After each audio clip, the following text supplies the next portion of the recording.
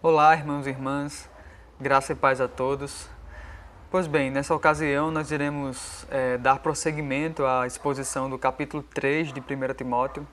Sobretudo, iremos nos deter nos versículos de 3 a 7, uma vez que na exposição anterior nós nos debruçamos sobre o versículo 1 e o versículo 2 desse capítulo 3. Esse capítulo 3, em especial, esse trecho do versículo 1 ao versículo 7, penso que seja um dos trechos, uma das partes desse livro, dessa carta de Paulo ao jovem pastor Timóteo, da maior importância para a nossa igreja local, uma vez que ela se encontra sem pastor. E, obviamente, como toda igreja, ela necessita de um pastor, ou necessita de pastores, porque toda igreja necessita de pastores. A igreja foi criada por Deus com a intenção de ser pastoreada. Então, é por isso que esse trecho de 1 Timóteo vai ensinar a igreja como escolher os seus ministros, como escolher os seus pastores e os seus diáconos. Então, vamos à leitura desse trecho de 1 Timóteo capítulo 3, do 3 ao 7. Diz assim: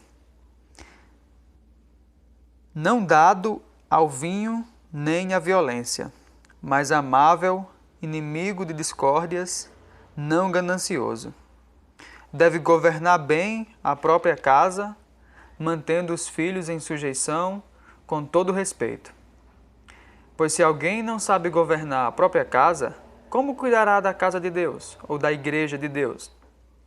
Não deve ser novo na fé, para que não se torne orgulhoso e venha a cair na condenação do diabo.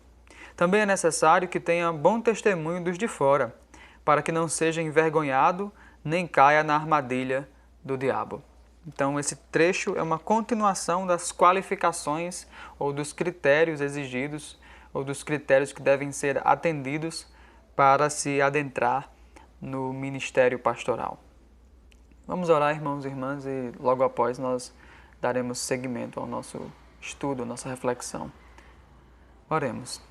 Deus, nosso Pai, nosso Redentor, muito obrigado por permitir que leiamos a tua Escritura, a Tua Palavra, a Tua voz, a luz para os nossos pés. Que o Teu Espírito, que é aquele que sonda a Tua mente, que conhece cada pensamento Teu, que inspirou essa palavra no coração e na mente de homens e mulheres no desenvolver da história, que Ele possa iluminar a nossa mente, a mente de cada irmão, de cada irmã, para que juntos possamos compreender a Tua Escritura, entendê-la e principalmente praticá-la. É isso que nós te oramos em nome de Jesus Cristo. Amém. Pois bem, irmãos, então o nosso estudo vai se dar daquela maneira que já vem acontecendo, né? Nós fazemos uma recapitulação dos assuntos que vimos até agora. Logo após partimos para a exposição do texto, verso a verso. Fazemos uma conclusão e uma oração encerrando. Então, recapitulando o que nós vimos até agora, o primeiro capítulo de 1 Timóteo nos ensinou, principalmente, dentre outras coisas, que a igreja deve se apegar à sã doutrina. Ou seja, se uma igreja quer se manter saudável, deve manter, deve prezar, deve cuidar, deve zelar pela sã doutrina. Ou seja, uma doutrina sem erros, uma doutrina saudável, nutritiva. Isso quer dizer que o ensino da igreja, todo o ensino da igreja, deve ser bíblico. Ela deve pregar as Escrituras, deve ensinar as Escrituras e deve se fundamentar na Escritura. Essa é uma das principais preocupações do apóstolo Paulo no capítulo 1 dessa carta que ele escreveu a Timóteo, dessa primeira carta que ele escreveu a Timóteo, né? Então, isso é importante porque se a igreja aprender errado, ela vai fazer errado, ela vai praticar errado. Então, por isso, a importância fundamental da sã doutrina, do ensino correto, em harmonia, em equilíbrio com a Escritura. O segundo capítulo nos ensinou como a igreja deve se portar quando ela estiver reunida quando ela estiver junta para a adoração ao Senhor, mais especificamente para o culto público cristão. Nessa ocasião, deve-se orar por todas as pessoas, como nós vimos, não necessariamente individualmente por cada uma das pessoas, mas por todos os tipos, todas as classes de pessoas. Deve-se se pregar o Evangelho para todos os tipos de pessoas também, para todas as classes de pessoas. Os homens devem orar em santidade, amor e paz. As mulheres devem se adornar, se embelezarem com modéstia, decência e com boas obras. Os homens devem exercer o ofício do ministério pastoral ordenado. As mulheres devem aprender a sã doutrina e a salvação jamais lhes deve ser negada. Então é isso que aprendemos a respeito do culto público, a respeito de como a igreja deve se portar nesse momento em que ela se reúne para adorar o Senhor publicamente. No terceiro capítulo, que é esse que estamos vendo agora, nós estamos aprendendo a respeito da qualificação necessária para o exercício da função ou do serviço pastoral e diaconal, como veremos na próxima exposição. E isso é de suma importância, de importância crucial, porque, como diz John Stott, a saúde da igreja depende grandemente da qualidade, da fidelidade e do ensino de seus ministros ordenados. Então, mais especificamente, o que foi que nós vimos na exposição anterior? Bom, na exposição anterior, nós vimos que o chamado para a função de responsabilidade onerosa do serviço pastoral começa a ser percebido pelo desejo. O desejo começa a se mostrar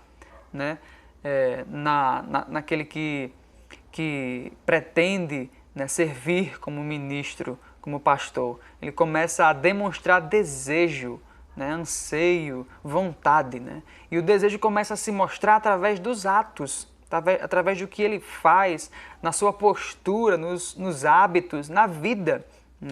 O desejo, então, deve ser analisado ou avaliado para saber se é sincero, para saber se não é uma ambição egoísta, se não é um projeto pessoal de poder, ou um projeto de vaidade, de massageamento de ego. Então, por isso, o desejo deve ser provado, deve ser avaliado. E se faz isso avaliando, analisando ou provando se a vida do candidato ao ministério pastoral corresponde a cada um dos critérios expostos nos versos de 1 Timóteo capítulo 3, do 1 ao 7. Ou seja, se ele é irrepreensível, se é fiel no casamento, se é equilibrado, se tem domínio próprio, se é respeitável, se é hospitaleiro, se é apto para ensinar, se não é dado à embriaguez, nem é dado à violência, mas se é amável, inimigo de discórdias, não ganancioso, bom governante do lar, se não é novo convertido, se tem bom testemunho dos outros. Essas qualificações são as que devem ser procuradas no candidato ao ministério pastoral. Então, Timóteo deveria prestar atenção naqueles que desejam ser pastor, em seguida deveria observá-los, avaliá-los para saber se esse desejo era sincero, e perceberia isso atentando para os critérios ou para as qualificações necessárias ensinadas pelo apóstolo Paulo nesse capítulo 3 de 1 Timóteo. Nós vimos também que existem três palavras no Novo Testamento para se referir ao ministério pastoral. A palavra episcopes, que é traduzida por bispo, no contexto cristão designava o supervisor, equivalente ao ancião no contexto judaico. Ou seja, a pessoa que exercia a função pastoral, a supervisão pastoral. Uma segunda palavra que nós vimos é a palavra presbíteros, de origem hebraica, que designava anciãos ou indicava a maturidade do ministro. Essa é a palavra mais usada no Novo Testamento. Presbítero não é coisa de presbiteriano, é coisa da Bíblia, é uma palavra que aparece na Escritura. Não foi inventada pelos nossos irmãos presbiterianos, obviamente. E a terceira palavra é poimen, que quer dizer pastor, retirada do contexto do cuidado com as ovelhas. E o que esses pastores deveriam fazer ou devem fazer? Eles devem governar ou seja, presidir, guiar, liderar, servir, porque todo governo, do ponto de vista bíblico, envolve o serviço, né? Então eles devem liderar, pregar e ensinar o rebanho. Além disso, devem combater o falso ensino e proteger o rebanho dos lobos, dos falsos profetas, dos falsos apóstolos, dos falsos mestres, dos falsos pastores, né? Além disso, devem aconselhar, disciplinar e cuidar, alimentar do rebanho. Devem ser exemplo para o rebanho e se esforçar para aperfeiçoar, para amadurecer, preparar, equipar o rebanho para a obra do Senhor. E devem orar pelo rebanho, né? Eles fazem tudo isso com a palavra, não de si mesmos, né? Não com suas próprias invenções, com suas próprias ideias, com sua experiência. Não que essas coisas não sejam importantes, mas ele deve fazer tudo isso, né, pela palavra, né? Ou com a palavra, né? Ele deve pregar, expor e explicar a Bíblia, a palavra. Deve ensinar e aplicar a Bíblia, a palavra. Deve aconselhar e disciplinar ensinando a Escritura, né? Eles devem liderar, guiar, ensinando as Escrituras. Eles devem orar, interceder, ensinando a Bíblia para que os irmãos e as irmãs aprendam a orar corretamente, né? Vimos também que quem almeja ser pastor deseja algo excelente. É excelente por dois motivos. Primeiro, porque é o cuidado da igreja de Deus. E segundo, porque Cristo, que é o bom pastor, delega um pouco da sua responsabilidade para pastores humanos, né? Atos 20 e 28 resume a excelência do ministério pastoral assim: cuidem de vocês mesmos e de todo o rebanho sobre o qual o Espírito Santo nos colocou como bispos, para pastorearem a igreja de Deus que ele comprou com o seu próprio sangue. Então vimos também que é necessário que o candidato ao ministério pastoral atenda a uma série de qualificações, né? Ou seja, não quer dizer que ele não possa errar, né? Todo ser humano erra. Não, quer dizer que ele precisa atender, é necessário que ele atenda a pelo menos essas qualificações. Ele precisa ser alguém que esteja amadurecendo, né, nessas qualificações aqui, que esteja crescendo nessas qualificações aqui. Ele precisa ser alguém que a gente olhe para ele e veja essas qualificações, né?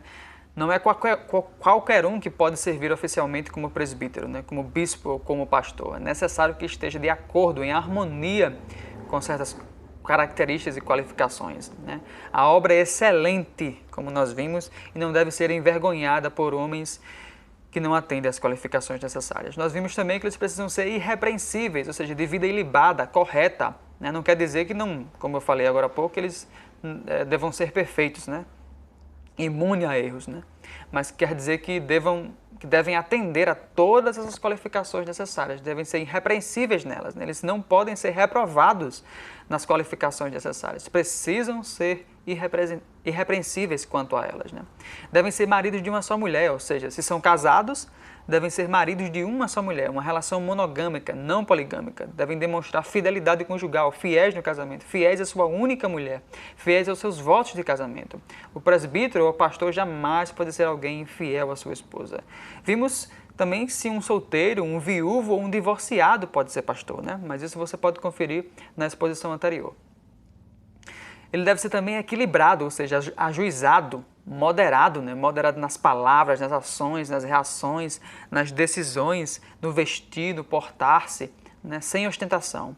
Deve também ter domínio próprio, ou seja, autocontrole, disciplina, sensatez, né? Não poderá ser impulsivo, descontrolado, esquentado, né? Deve também ser respeitável, ou seja, digno de respeito. Os irmãos e as irmãs da igreja devem olhar para ele, né? Ou para eles, para os pastores ou para os candidatos ao pastorado e verem por seus frutos, né? Que eles são dignos, por suas práticas, seus hábitos, o seu vestir-se, suas palavras, falas, discursos e caráter, que eles são de fato dignos de respeito, né? Devem ser também hospitaleiros, ou seja, prestativos e cuidadosos para receber ou acolher pessoas que necessitam de cuidados pastorais imediatos, né? Eles precisam gostar de gente ao ponto de dedicar tempo para visitá-los, por exemplo. Também precisam ser aptos para ensinar, né? Tem que saber ensinar a Bíblia porque, ora, eles vão pregar, vão expor, explicar a Bíblia. Então precisa ser apto para ensinar, apto para fazer isso. Eles vão ensinar e aplicar a Bíblia. Eles vão aconselhar e disciplinar ensinando a Bíblia. Vão liderar, guiar, ensinando a Bíblia, né? Vão orar e interceder ensinando a Bíblia. Então é necessário que eles sejam aptos para ensinar, né? Por isso que 2 Timóteo 2,15 registra Paulo dizendo assim a Timóteo: procure apresentar-se a Deus aprovado, como obreiro que não tem do que se envergonhar, que maneja corretamente a palavra da verdade. Quem não maneja bem, quem não maneja corretamente a Escritura, vai pregar fake news, vai ensinar errado e a igreja vai praticar errado. O pastor deve se esmerar no ensino da sã doutrina, sabendo que será cobrado muito mais do que os outros cristãos, né? Será avaliado com maior rigor, muito mais do que os outros cristãos. Isso está registrado em Tiago 3:1. Pois bem, então foi basicamente isso que nós vimos na exposição anterior. Então, na exposição de hoje, nós iremos começar ou expor, refletir sobre o versículo 3, do versículo 3 em diante. Então o versículo 3 diz: não dado ao vinho, nem à violência, mas amável, inimigo de discórdias, não ganancioso. Então a primeira qualificação que aparece aí é não dado ao vinho, ou seja, não apegado ao vinho, não viciado. Então os pastores não devem fazer uso descontrolado de vinho ou qualquer bebida alcoólica. Na verdade, nenhum cristão deve fazer. Na verdade, nenhuma pessoa deveria fazer uso descontrolado de bebida alcoólica alguma, né? Mas dos pastores é exigido que eles tenham domínio próprio, moderação e maturidade no uso de bebidas alcoólicas, né? E por quê? Por que não devem usar bebida alcoólica à vontade? Né? Porque ela altera os sentidos, né? A pessoa perde a clareza do pensamento, perde o bom senso e também pode funcionar como uma fuga da realidade, né? A pessoa se embriaga para fugir das dificuldades da vida, das intempéries que a vida nos apresenta, das vicissitudes que a vida nos traz, né? E não deve ser apegado ao vinho, apegado à bebida alcoólica, viciado, porque a embriaguez leva a comportamentos irresponsáveis, imorais e, por vezes, violentos, né? Então, a embriaguez deve estar longe, né, de todo e qualquer cristão, e principalmente dos pastores, né? Há uma série de textos que tratam disso, né, como Efésios 5:18, Provérbios 23:20, 1 Coríntios 11, do 20 ao 21. Todos esses textos, né, estão se referindo ao abuso do álcool, o abuso do vinho, né? Obviamente, aqui era vinho mesmo, vinho com teor alcoólico, né? Não era suco de uva. Se fosse suco de uva, não fazia o mínimo sentido essa qualificação, não dado ao vinho, né? Se não fosse alcoólico, então não faria o mínimo sentido essa qualificação estar aqui, né? Mas aqui realmente não está se referindo a suco de uva, mas sim ao vinho fermentado, né? Então o problema não é o problema não é, na verdade, nem o suco de uva, nem o vinho. O problema é a embriaguez, né? Então qualquer coisa que embriague o ser humano é problemático, né? Sobretudo para um candidato ao ministério pastoral, né? O que a Escritura proíbe categoricamente é o uso descontrolado de bebida alcoólica, né? O que ela proíbe enfaticamente é a embriaguez, é o abuso do álcool, né? É necessário, então, que os pastores não sejam dados a muito vinho. É necessário que eles não sejam dados à violência também, né? É outra qualificação que aparece no versículo 3, né? Ou seja, não violento, mas pacífico, amável, autocontrolado, disciplinado para não agir ou reagir com violência, né, quando sua paciência for testada. Não deve ter uma postura violenta no momento de, por exemplo, ouvir, receber, entender e refletir sobre as críticas, né, que chegarão. Efésios 4:26 diz: quando vocês ficarem irados, não pequem, apaziguem a sua ira antes que o sol se ponha. Então é necessário que o candidato ao ministério pastoral não seja violento. É necessário que ele seja amável. Então ele não deve ser apegado ao vinho, nem à violência, mas amável. Ou seja, de trato cordial para com os irmãos e as irmãs sob os seus cuidados. De trato pacientemente compreensivo, entendendo que os verdadeiros cristãos, os irmãos e as irmãs que ele estará cuidando, estão em processo de transformação, de amadurecimento. Então é necessário um trato amável, cordial. Precisam responder à verdade ou expor a verdade com mansidão e amor. Então devem ser amáveis, de trato conciliador, perdoador, em vez de briguento e violento. É necessário que seja amável.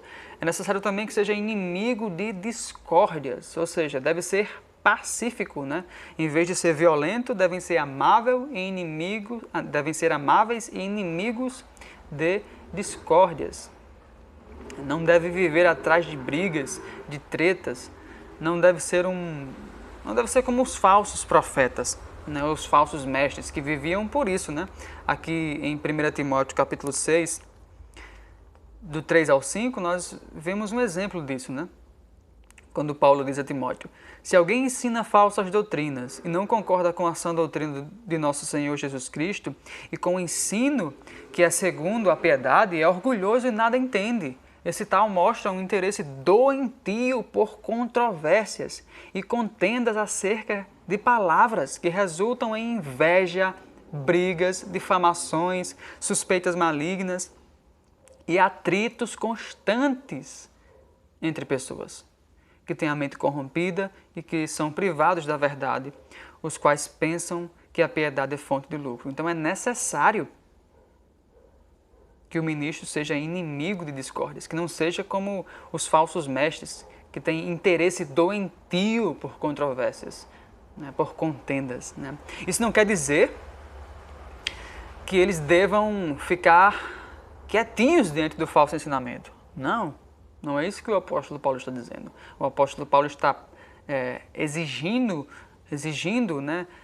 do ministro que ele não tenha interesse doentio por controvérsias. Mas quanto ao falso ensinamento, ele ensina que deve ser rejeitado, enfrentado. Nós já vimos isso, inclusive, aqui em 1 Timóteo 1, do 3 ao 4, Paulo ensinando Timóteo, pedindo que Timóteo advertisse os falsos mestres, corrigisse o ensinamento. Nós vemos também o apóstolo Paulo enfrentando os falsos mestres na carta aos Gálatas. A carta aos Gálatas é basicamente um enfrentamento de um falso ensinamento, de uma falsa doutrina. É Paulo enfrentando falsos apóstolos, falsos mestres. Para Tito, ele ensina que Tito deveria ser capaz, como pastor, jovem pastor também, de refutar os que pregam falsos ensinamentos. Ele diz em Tito 1:9: e apegue-se firmemente à mensagem fiel, da maneira como foi ensinada, para que seja capaz de encorajar outros pela sã doutrina e de refutar os que se opõem a ela. João Batista, por exemplo, enfrentou os fariseus e os saduceus, falsos mestres, se referindo a eles por raça de víboras. Jesus enfrentou os fariseus, os mestres falsos, os saduceus, os que viviam no pecado, de forma muito dura também, como está registrado em Mateus 23. Os irmãos podem checar aí no lar de vocês. Então é necessário que o ministro não seja que ele seja, melhor dizendo, inimigo de discórdias. Não quer dizer que ele não tenha que enfrentar o falso ensinamento, enfrentar as falsas doutrinas. Seguindo, é necessário que ele não seja ganancioso, ou seja, não dominado pelo desejo de enriquecer, de guardar riquezas onde a traça e a ferrugem consomem, de guardar tesouros nessa terra. Não dominados pelo desejo de lucrar a qualquer custo. Não devem ser apegados com forte amor ao dinheiro. Não é isso que nos ensina o próprio Paulo aqui, em 1 Timóteo 6:10, quando diz: pois o amor ao dinheiro é a raiz de todos os males. Não é o dinheiro em si, mas o amor, o apego. ao dinheiro é a raiz de todos os males. Algumas pessoas, por cobiçarem o dinheiro, desviaram-se da fé e se atormentaram a si mesmas com muitos sofrimentos. Então eles devem ser livres do amor, do apego ao dinheiro, né?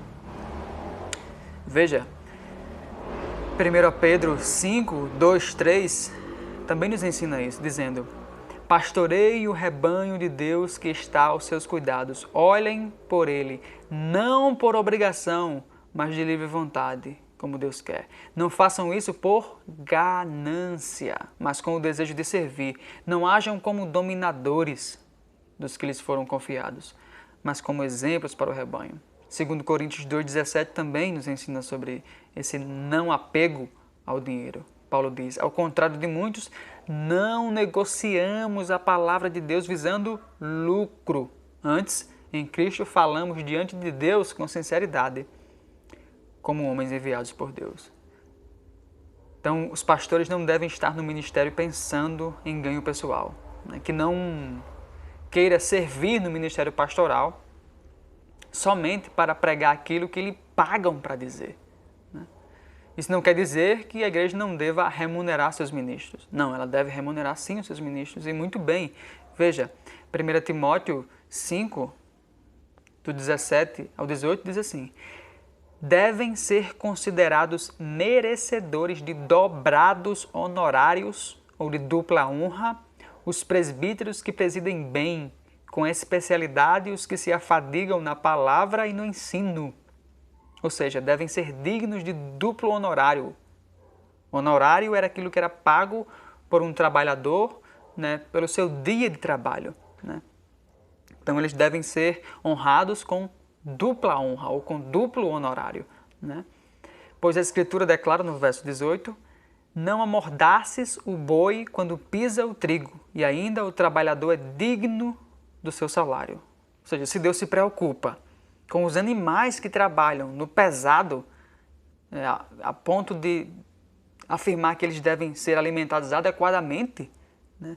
Imagine os presbíteros da igreja que Jesus comprou com o seu próprio sangue, né?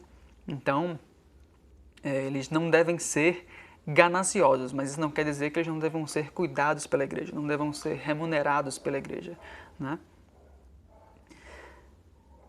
Partindo para o versículo 4, que diz que o candidato ao ministério pastoral deve governar bem a própria casa, mantendo os filhos em sujeição com todo respeito.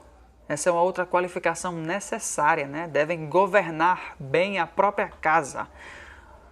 Ou seja, deve liderar, administrar bem a própria casa, tratando corretamente do governo, da política do lar, das finanças ou da economia do lar, né? Da instrução bíblica para a família, né? Ou do culto, né, no lar, orientando corretamente a família. Então ele deve governar bem a família, mantendo os filhos em sujeição com todo respeito, ou seja, cuidando, corrigindo, disciplinando, aconselhando corretamente os filhos, caso tenha filhos, obviamente, né? De acordo com os princípios e padrão da Escritura. O apóstolo Paulo, veja, o apóstolo Paulo aqui está se referindo a filhos que ainda estão debaixo da autoridade, ou seja, da guarda, né, dos pais, né? Enquanto se tem os filhos em casa, debaixo da guarda e autoridade dos pais, eles devem ser cuidados, corrigidos, disciplinados, aconselhados corretamente, de acordo com os princípios e padrão da Escritura, né? É isso que se espera, né, de um candidato ao ministério pastoral, caso ele seja casado e tenha filhos, né? Agora, quando os filhos dele se tornam adultos, independentes, atingem a maioridade e que já têm até família, né? Então eles passam a tomar as próprias decisões, e aí os pais já não têm mais responsabilidade sobre as decisões de filhos já adultos, né? Já independentes, né? Então é necessário que um candidato ao ministério pastoral governe bem a própria casa, mantendo seus filhos em sujeição com todo respeito. No verso 5, pois se alguém não sabe governar a própria casa, como cuidará da casa do Senhor? O apóstolo Paulo faz uma analogia aqui, uma comparação entre a família do pastor e a família de Deus. E o argumento é simples, né? O que ele está falando aqui é simples. Ele está dizendo, olha, se o pastor, se o candidato ao ministério pastoral não consegue cuidar da sua própria família, não se pode esperar que tenha condições de cuidar da casa de Deus. Então isso precisa ser avaliado, isso precisa ser visto, ser percebido, né, antes de se impor as mãos sobre alguém ordenando ao ministério pastoral. Se é casado e tem filhos sob sua guarda, é necessário que lidere bem seu lar. No verso 6, o apóstolo Paulo diz assim: não deve ser novo na fé, para que não se torne orgulhoso e venha a cair na condenação do diabo. Não deve ser novo na fé, não se devem ordenar recém-convertidos, né? Ainda imaturos na fé. Precisa ser alguém que já tenha dado muitas evidências, muitos frutos de que realmente é um seguidor de Jesus. Precisa ser alguém experiente, maduro, seguidor de Jesus. Porque pastores irão ensinar as pessoas a seguirem a Jesus. Como poderão fazer isso se forem novos convertidos? Se ainda não tiverem raízes profundas em Jesus? Se ainda não conhecerem todo o conselho de Deus? Tudo que Jesus ordenou que fosse ensinado? Então por isso o apóstolo Paulo diz, olha, não se devem ordenar novos convertidos, novatos na fé, para que não se torne orgulhoso. Esse é o principal argumento. É o principal motivo pelo qual não se deve ordenar recém-convertidos. Não deve ser um recém-convertido para que não se orgulhe, não se envaideça, não tenha o ego inflado, inchado, para que não se vanglorie, não se embriague com a posição de liderança, de visibilidade, de influência,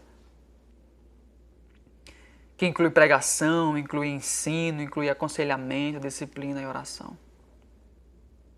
Então, para que não se torne orgulhoso e venha a cair na condenação do diabo, ou seja, ser condenado pelo seu envaidecimento, por se ensoberbecer, por se encher de presunção, né, por se encher de si mesmo. Ora, não foi isso que aconteceu com o maligno? Então, para que o candidato ao pastorado, para que o ministro, o pastor, não venha a cair na mesma condenação do diabo, deve-se se evitar que se ordene novos convertidos, recém-convertidos, novatos na fé ao ministério pastoral. É necessário que não sejam recém-convertidos. E o verso 7, o último verso desse trecho, diz: também é necessário que tenha bom testemunho dos de fora, para que não seja envergonhado nem caia na armadilha do diabo. Também é necessário que tenha bom testemunho dos de fora, que tenha uma boa reputação, no bom sentido da palavra, né? Ou seja, um histórico limpo, correto e digno de crédito com os que não são cristãos. Imagine se o pastor da igreja é conhecido pelos não cristãos por ser infiel à esposa, por agredi-la com palavras e ações, por tratar mal a família, sendo violento, desequilibrado, esquentado. Imagine se o pastor da igreja é conhecido pelos não cristãos porque adora, porque ama o dinheiro, porque ama se envolver em brigas, em discórdias, vive embriagado. Imagine se o pastor da igreja é conhecido pelos não cristãos por ensinar errado, porque não é apto para o ensino. Por isso o apóstolo Paulo orienta ao jovem pastor Timóteo que quando ele fosse escolher os presbíteros da igreja de Éfeso, ele deveria atentar para essa qualidade, para essa qualificação, para esse critério. É necessário que tenha bom testemunho dos de fora, para que não seja envergonhado, para que não seja descreditado. Porque ninguém vai acreditar em alguém que prega uma coisa e vive outra completamente diferente. E essa é a grande estratégia do maligno. A grande armadilha do diabo é desqualificar a igreja, ou melhor, é desqualificar o evangelho, desqualificando a vida do pastor, ou desacreditar o evangelho, desacreditando a vida do pastor. Desacreditar a igreja, desacreditando a vida do pastor, ou descreditando a vida do pastor, tentando descreditar a igreja, ou descreditar a vida do pastor para tentar descreditar o evangelho. Então, se a igreja ordena ou escolhe alguém para o ministério pastoral que não tem bom testemunho dos de fora, ela está caindo na armadilha do diabo. E a própria pessoa, o próprio candidato, o próprio pastor também está caindo na armadilha do diabo. Por isso que o apóstolo Paulo diz, olha, também é necessário que tenha um bom testemunho dos de fora, para que não seja envergonhado nem caia na armadilha do diabo. Então assim nós concluímos a exposição dessas qualificações necessárias para o ministério pastoral. E a título de conclusão eu gostaria de refletir em algumas perguntas. Gostaria de começar refletindo, ou concluir refletindo, né? Pensando numa pergunta que eu fiz na outra exposição, né? Que é, como são escolhidos os pastores? Eles devem ser escolhidos para o ministério pastoral pelos critérios e padrões bíblicos. Por esses aqui que nós expomos e outros mais que estão espalhados na Escritura. E não pelo gosto pessoal de cada um. É necessário atender a essas qualificações. Tem que ser irrepreensível em todos esses critérios. Ou seja, é necessário que seja um experiente seguidor de Jesus. E isso só se conhece, irmãos e irmãs, olhando para a vida e não necessariamente somente para o currículo da pessoa. Não que o currículo não seja importante, o currículo é muito importante, mas a vida é ainda mais, porque é através da vida que vai se mostrar o caráter, é através da vida que vai se mostrar a personalidade, é através dos hábitos que se mostra quem realmente é. Então, meus irmãos e irmãs, uma sabatina de algumas horas não é o suficiente para detectar essas qualificações. Um período experimental de 3 meses não é suficiente. É necessário um longuíssimo tempo para se enxergar essas qualificações. Uma outra questão que eu gostaria de refletir com os irmãos é quantos pastores cada igreja local deve ter? Só um? Quantos? 5? Enfim, quantos pastores cada igreja local deve ter? E aí eu gostaria de olhar para alguns textos da Escritura para respondermos essa pergunta. O primeiro texto é Atos 14, 23, que diz assim: Paulo e Barnabé designaram-lhes presbíteros em cada igreja local. Tendo orado e jejuado, eles os encomendaram ao Senhor em quem haviam confiado. Paulo e Barnabé designaram as igrejas na Galácia, a cada uma das igrejas na Galácia, presbíteros. Então, cada uma daquelas igrejas da Galácia deveriam ter presbíteros. Paulo e Barnabé designaram presbíteros em cada uma. Então, cada uma das igrejas deveriam ter presbíteros, ou pastores, ou bispos. Outro texto, Atos 20, 17, diz assim: de Mileto, Paulo mandou chamar os presbíteros da igreja de Éfeso. Dessa igreja aqui. Essa igreja que Paulo está se referindo é essa mesma igreja aqui onde Timóteo estava servindo como pastor. Então, lá de Mileto, Paulo mandou chamar os presbíteros da igreja de Éfeso. Então, era uma igreja, a igreja de Éfeso, que tinha vários presbíteros, ou vários pastores. Um outro texto é Tito 1,5, que diz: a razão de tê-lo deixado em Creta, de Paulo ter deixado Tito em Creta, foi para que você pusesse em ordem o que ainda faltava e constituísse presbíteros em cada cidade, como eu o instruí. Então, Paulo deixou o jovem pastor Tito em Creta para que ele fizesse o quê? Para que ele constituísse presbíteros em cada cidade. Cada cidade tinha uma igreja. uma igreja local. Em cada igreja local, Tito deveria constituir presbíteros, no plural. A palavra aparece no plural no original grego. Filipenses 1:1 está registrado assim: Paulo e Timóteo, servos de Jesus Cristo, a todos os santos em Cristo Jesus que estão em Filipos, juntamente com os bispos e diáconos. Então ele está falando à igreja dos filipenses, a igreja que estava em Filipos, a igreja local que estava em Filipos, estava cumprimentando os bispos, no plural, ou os episcopos, ou seja, os vários pastores, os vários presbíteros da igreja de Filipenses.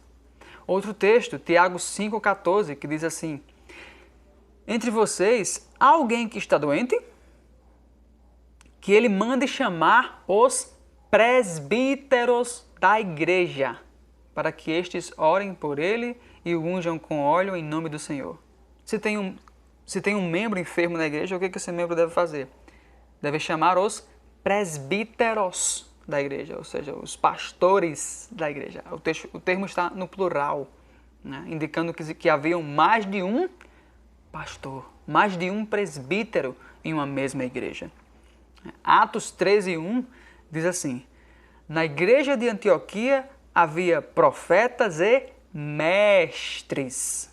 E aí ele vai citar uma série de nomes: Barnabé, Simeão, chamado Níger, Lúcio de Cirene, Manaém, que fora criado com Herodes, o tetrarca e Saulo. Então, na igreja de Antioquia, que era uma igreja local, existiam vários profetas e vários mestres. Mestres é uma referência a pastores mestres. Lembra que a gente leu Efésios 4:11 e lá diz que Deus escolheu alguns para pastores mestres? Pronto, é isso que está acontecendo aqui. Então, na igreja de Antioquia haviam profetas e haviam mestres, ou seja, vários pastores. A palavra mestre indica que ele é apto para ensinar, né? Então, aparece no plural também. Mais um texto, 1 Tessalonicenses 5, do 12 ao 13, diz assim: agora lhes pedimos, irmãos, que tenham consideração para com os que se esforçam no trabalho entre vocês. Veja que está no plural. Os que se esforçam no trabalho entre vocês. Quem são eles? Que os lideram no Senhor e os aconselham. Tenham-nos, agora ficou bem mais claro, né? Tenham-nos, ou seja, eram mais de um. Era mais de uma pessoa ou pastor que os lideravam, que os aconselhavam.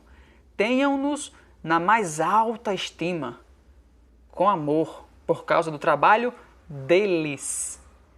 Então, a referência aos pastores da igreja que estava em Tessalônica é uma referência no plural, indicando que existiam mais de um pastor, mais de um presbítero, mais que um bispo na igreja local.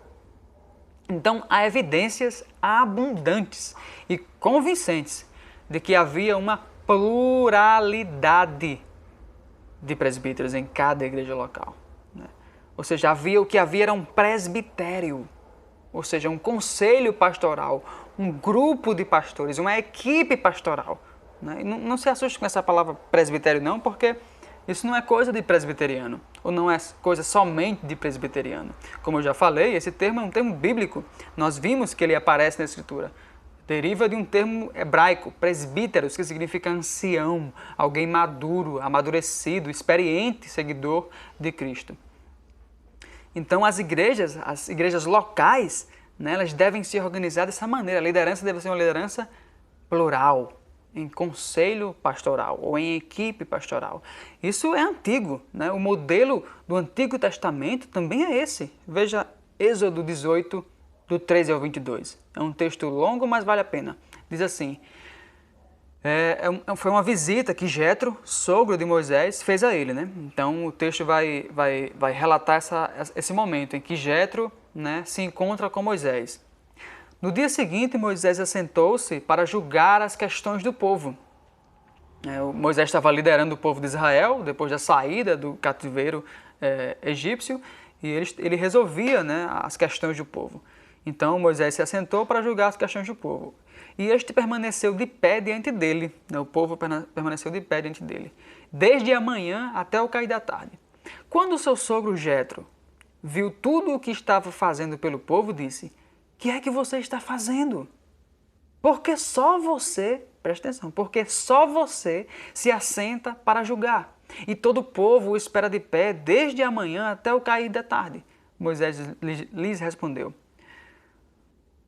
o povo me procura para que eu consulte a Deus. Toda vez que alguém tem uma questão, esta me é trazida e eu decido entre as partes e ensino-lhes os decretos e as leis de Deus. Respondeu o sogro de Moisés: o que você está fazendo não é bom. Preste atenção. Você e o seu povo ficarão esgotados, pois esta tarefa lhe é pesada demais. Você não pode executá-la sozinho. Agora ouça-me. Eu lhe darei um conselho. E que Deus esteja com você. Seja você o representante do povo diante de Deus e leve a Deus as suas questões. Oriente-os quanto aos decretos e leis, mostrando-lhes como devem viver e o que devem fazer. Mas, agora ele vai dar o conselho, mas escolha dentre o povo homens capazes, tementes a Deus, dignos de confiança e inimigos de ganho desonesto. Estabeleça-os como chefes de 1.000, de 100, de 50 e de 10. Eles estarão sempre à disposição do povo para julgar as questões. Trarão a você apenas as questões difíceis. As mais simples decidirão eles sozinhos. Preste atenção nesse final. Isso tornará mais leve o seu fardo, porque eles farão o quê? O dividirão com você. Então veja que tinha aí uma liderança plural. Algumas pessoas, alguns homens capacitados, qualificados, foram escolhidos para dividir as tarefas com Moisés, o líder, o pastor de Israel naquele momento. Moisés aqui é um símbolo do pastorado. Né? Mais um texto, esse um pouco menor, mas também se referindo a Moisés, em Números 11, do 16 ao 17, que diz assim: e o Senhor disse a Moisés: reúna 70 autoridades de Israel, que você sabe que são líderes e supervisores entre o povo. Leve-os à tenda do encontro para que estejam ali com você. Eu descerei e falarei com você. E tirarei do Espírito que está sobre você e porei sobre eles. Eles o ajudarão na árdua responsabilidade de conduzir, ou seja, de liderar o povo, de modo que você não tenha que assumir tudo sozinho. Então, irmãos e irmãs, de fato há uma gama de evidências, né, abundantes e convincentes de que o serviço pastoral não era de um pastor para uma igreja, mas eram de pastores para uma igreja local. Né? E por quê? Por que uma pluralidade de pastores? Para evitar sobrecarga. Imagine, nós vimos que as funções pastorais envolvem governar, ou seja, presidir ou guiar, liderar, servir pelo exemplo, pregar, ensinar, combater o falso ensino, proteger o rebanho, aconselhar, disciplinar, cuidar, alimentando o rebanho, ser exemplo para o rebanho, orar e interceder pelo rebanho. São muitas atividades. Agora imagine isso tudo sendo feito por uma única pessoa. A sobrecarga é certa. Né? Então, por que uma pluralidade de ministros? Para evitar sobrecarga. 2, para que o pastor não faça sozinho o seu trabalho, mas que divida as tarefas. Veja, aqui mesmo em 1 Timóteo 5,17, o apóstolo diz o seguinte, o apóstolo Paulo diz a Timóteo: os presbíteros que governam bem devem ser dignos de honra em dobro ou de duplos honorários, principalmente os que trabalham na pregação e no ensino. Percebem que há duas funções sendo desenvolvidas aí por vários pastores. Uns governam ou focam nas atividades de liderança, né? E outros na de ensino. Veja, os presbíteros que governam bem devem ser dignos de honra em dobro, principalmente os que trabalham ou se afadigam na pregação e no ensino. Então, havia uma espécie de divisão de tarefas. Uns presbíteros, uns pastores se responsabilizavam ou focavam mais na atividade de governar, de presidir, de guiar, de liderar, e outros na atividade de ensino, de pregação. Então, deve haver uma pluralidade de presbíteros para evitar sobrecarga, para que o pastor não faça nada sozinho, não faça seu trabalho sozinho, mas possa dividir as tarefas, para que se saiba o que o pastor está fazendo, para que ele não tenha como fazer as coisas às escondidas, ocultamente. Então, para que seja frequentemente avaliado, para que preste conta, para que tenha alguém para prestar conta frequentemente. Não é de ano em ano, não é de 3 anos em 3 anos, é semanalmente, é mensalmente, é frequentemente.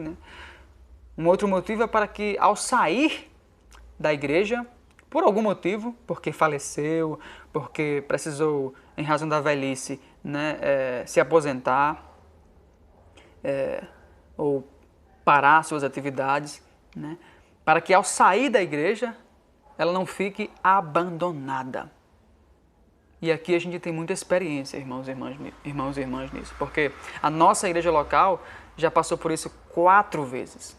Eu não vou aqui especificar cada uma delas, porque envolvem pessoas, então eu vou evitar citar o nome das pessoas envolvidas e de cada uma dessas 4 situações nas quais nós já ficamos sem pastores.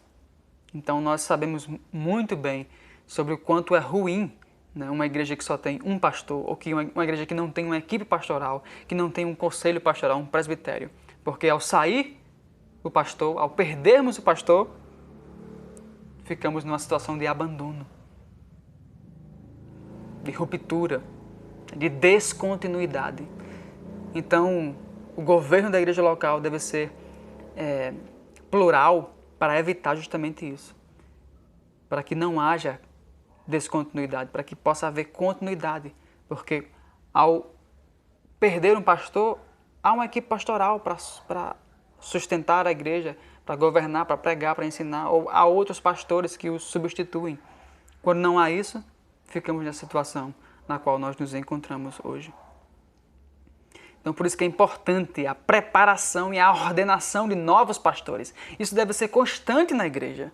O pastor deve ter uma equipe pastoral ao seu redor, um conselho, se não de pastores, mas pelo menos de outros homens qualificados e chancelados pela igreja, para que possam governar, liderar a igreja juntos e, nesse momento, ir formando novos pastores, ordenando novos pastores, para que a igreja não fique sem pastor. Esse é o modelo bíblico, é o modelo de presbíteros, pastores, Então, o pastor necessita ser acompanhado no seu ministério por outros pastores, ou pelo menos por outros homens maduros, experientes seguidores de Jesus. Então, o modelo, irmãos e irmãs, de um pastor para uma igreja não tem amparo bíblico. O modelo de um pastor e os diáconos governando não tem amparo bíblico. A função do diácono é diferente da função pastoral. E nós vamos ver isso na próxima exposição. Os diáconos não são responsáveis por governo de igreja, nem eles não é exigido deles que eles sejam aptos para ensinar, por exemplo. Porque não é exigido que eles ensinem, que eles preguem na igreja. Pastores têm uma função, diáconos têm outra função.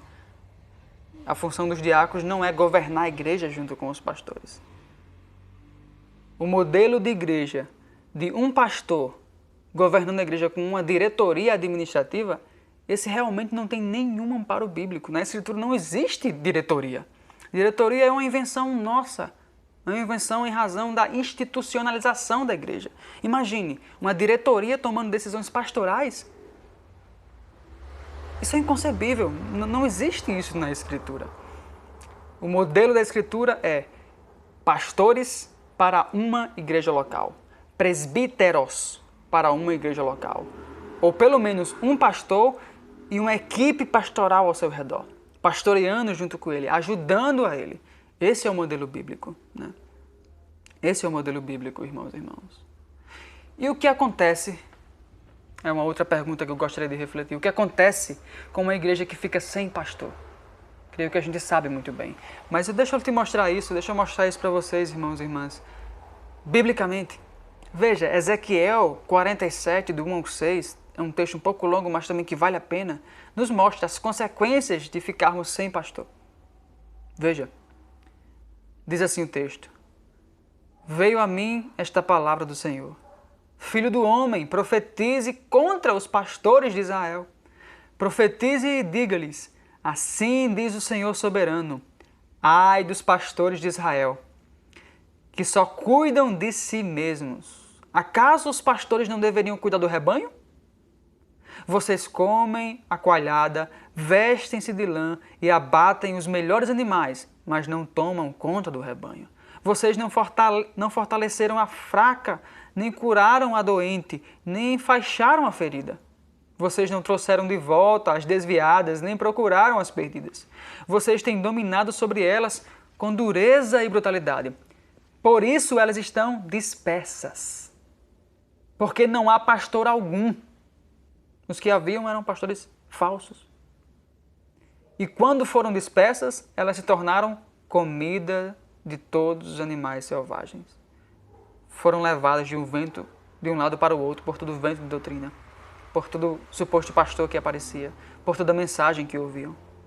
As minhas ovelhas vaguearam por todos os montes e por todas as altas colinas. Elas foram dispersas por toda a terra e ninguém se preocupou com elas, nem as procurou. Provérbios 29, 18 diz: Onde não há revelação divina, onde não há exposição da Escritura, trazendo para os nossos tempos, o povo se desvia. O povo se desvia. Ou seja, se não há pastor para expor a Escritura, para explicar, se não há pastor apto para ensinar, o povo se desvia. O que há é dispersão. Mateus 26, 31 é mais específico ainda. Diz assim: Então Jesus lhes disse: Ainda esta noite todos vocês me abandonarão, pois está escrito: Ferirei o pastor e as ovelhas do rebanho serão dispersas. Ovelhas sem pastores ficam dispersas, perdidas. Mateus 29, 36 diz assim: Ao ver as multidões, isso é Jesus falando, ao ver as multidões, teve compaixão delas. Ou melhor, é Mateus narrando, né, uma cena na qual Jesus olha para as multidões. Nessa cena, Jesus tem compaixão delas. Por que ele tem compaixão delas? Porque elas estavam aflitas e desamparadas, como ovelhas sem pastor. Quando as ovelhas ficam sem pastor, elas ficam aflitas e desamparadas. Eu creio que você, minha irmã, você, meu irmão, está sentindo exatamente isso. Desamparo, aflição, por estarmos sem pastor. Então, irmãos e irmãs, é necessário que sejamos pastoreadas por pastores qualificados, por pastores no plural. Esse modelo de um pastor para uma igreja local não tem amparo bíblico. Tenho que dizer que não é bíblico, não funciona e nem funcionará. Continuaremos padecendo se não nos arrependermos e nos voltarmos para o ensino da Escritura. Mas, irmãos e irmãs, que glória saber que Deus não nos deixou a cega. Deus tem nos ensinado através da sua Escritura. Ele tem nos mostrado o caminho, nos mostrado a direção, iluminado o nosso caminho. O que devemos fazer? À luz de 1 Timóteo, à luz do capítulo 1 de 1 Timóteo, devemos permanecer fiéis, zelando pela sã doutrina, pela mensagem dos apóstolos, pela aplicação da Sagrada Escritura.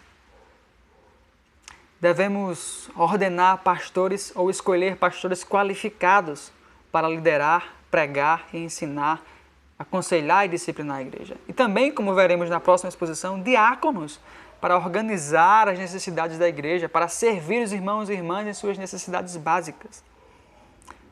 Devemos também, irmãos, combater o falso ensino e os falsos mestres. À medida que pregamos o Evangelho da cruz, o Evangelho de Cristo, o Evangelho puro e simples. Devemos também cultuar ao Rei publicamente, expressando sua adoração, ou nossa adoração, ao único Deus verdadeiro. Veja, numa carta pequena, em apenas 3 capítulos, nós já temos muita direção de Deus para sabermos o que fazer, para nos organizarmos enquanto igreja. Que o Senhor nos ajude. Vamos orar, irmãos e irmãs, encerrando essa exposição. Oremos. Deus, nosso Pai, nosso Deus, nosso Criador e nosso Redentor, Tu que nos sustenta, rogamos ao Senhor que sustente a Tua igreja, sustente cada irmão e irmã pela Tua palavra, alimente cada irmão e irmã pela Tua palavra, una a Tua igreja e organize a Tua igreja mediante a Tua palavra. Que nós nos moldemos a Tua palavra e não moldemos a Tua palavra ao nosso gosto, ao nosso bel prazer.